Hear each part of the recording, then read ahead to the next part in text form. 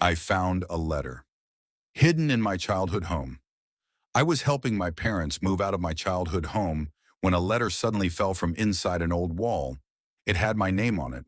The strange part? The letter had been written when I was only 6 years old. Hi everyone, my name is Daniel, and today I'm going to tell you about something I discovered in my childhood home that completely changed the way I remembered my family. My parents had lived in that house for almost 30 years. It wasn't a beautiful house, but to me, it was filled with memories. The small kitchen where my mother taught me how to make pancakes, the living room where my father and I watched football, and the narrow hallway where I used to measure my height every birthday. But when my parents decided to move to a smaller house, we had to empty everything.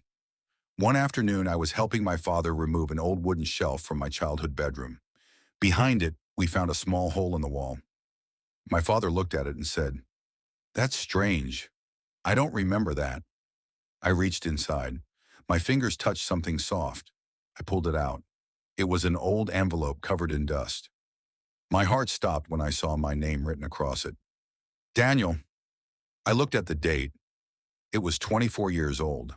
I was 6 when the letter was written. I turned to my father. "Dad, what's this?"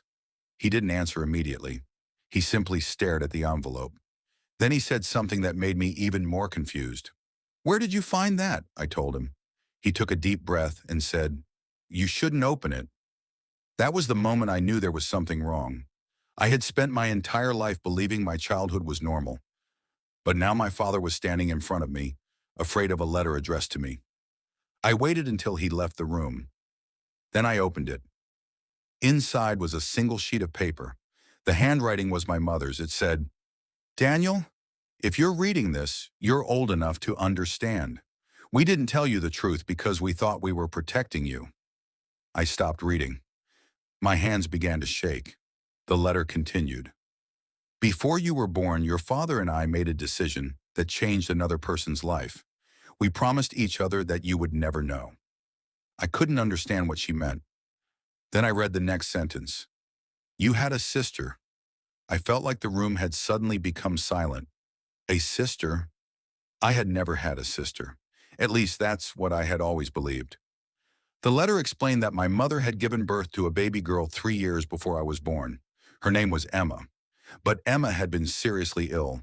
My parents were young, frightened, and struggling financially. A family friend had offered to take care of Emma temporarily. But after several months, that family wanted to adopt her. My parents agreed. They told themselves it was the best thing for her, but they never told me. I sat on the bedroom floor, staring at the letter. Then I noticed something else. There was an address at the bottom and a final sentence. "Someday, if you want to know what happened to Emma, go there." I couldn't breathe. I showed the letter to my parents. My mother began crying.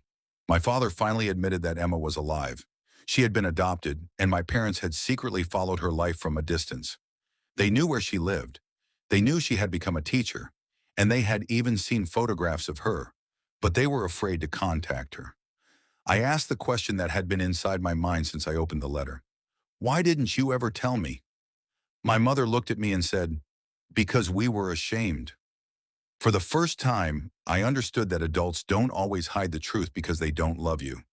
Sometimes they hide it because they are afraid of what the truth will do. A few weeks later, I decided to visit Emma. I didn't know what would happen. I didn't even know if she would want to meet me. But when she opened the door and I told her who I was, she stared at me for several seconds. Then she smiled. She said, "I always wondered if I had a brother." That sentence broke my heart. We talked for hours that day. There were awkward moments, painful questions, and even tears. But there was also something unexpected. It felt familiar. I had spent years thinking my childhood was complete. Now I realized there had always been a missing piece. I still keep that old letter. Not because it contains a terrible secret. I keep it because it taught me something important. The truth can hurt when we first discover it. But sometimes the truth is also the door that finally allows people to find each other. And if my parents had never moved out of that house, I might never have found that letter or the sister I never knew I had.